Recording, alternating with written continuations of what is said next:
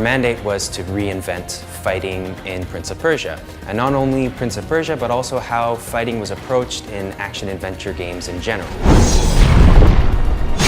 One of the biggest changes that we have done was change it into a one-on-one fight system, bringing the fight system a little bit closer to something like a Soul Calibur.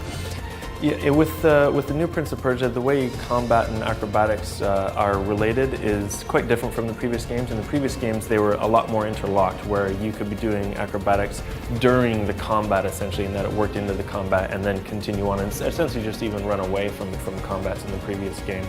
In this one, they have a relationship that's a little more separated, where you do your acrobatics and it gets you to a fight arena, and it's part of the thing that I think accentuates that sense of the duel, where it's the one-on-one fight, and it's like we are definitely fighting now, and things aren't going to continue until one of us wins, and then you go back into acrobatics or whatever continues from the fight.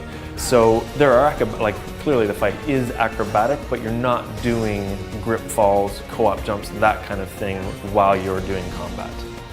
Even though you're not doing acrobatics during the combat, you still do use the environment though. You are still very much thinking in terms of walls and ledges as being elements of the fight that you can use against your enemy and the enemy can use against you. So when you get an enemy's back to the wall, you can smash them into it after a struggle with the sword-to-sword struggle, smash them against the wall, throw them around. When you get them to the ledge, you can try to push them off the ledge to finish a fight no matter what their health is at, and they can basically try to do the same thing to you. So you do have to be aware kind of acrobatically of the environment during the combat, but it's just that you won't be doing the same kind of moves that you will when you're running around.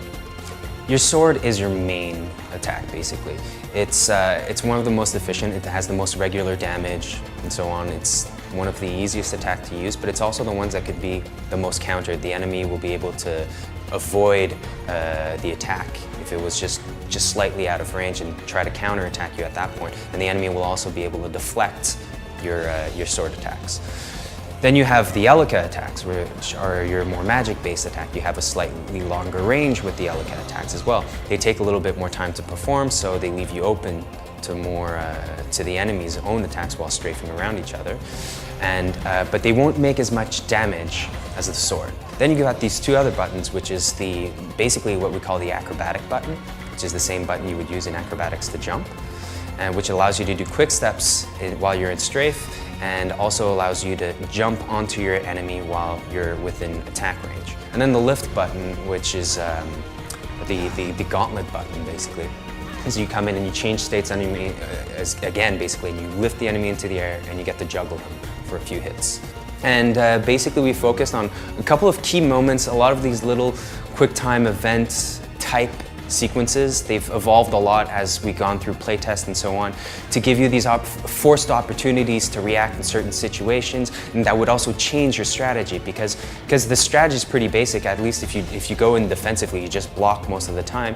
You're always going to be able to deflect, counterattack. You could counterattack with any of your attacks, your available buttons, basically. Sorry, and from then on, the enemy could adapt and change his reactions, at which point you'll be forced to react in a different way. So that was really the approach that we took, and wanted to get into that depth of, okay, what is this guy really going to be doing? How am I going to react? It's somewhat predictable because you understand there's a basic underlining system, but you need to react to the unpredictability of what the enemy will be doing.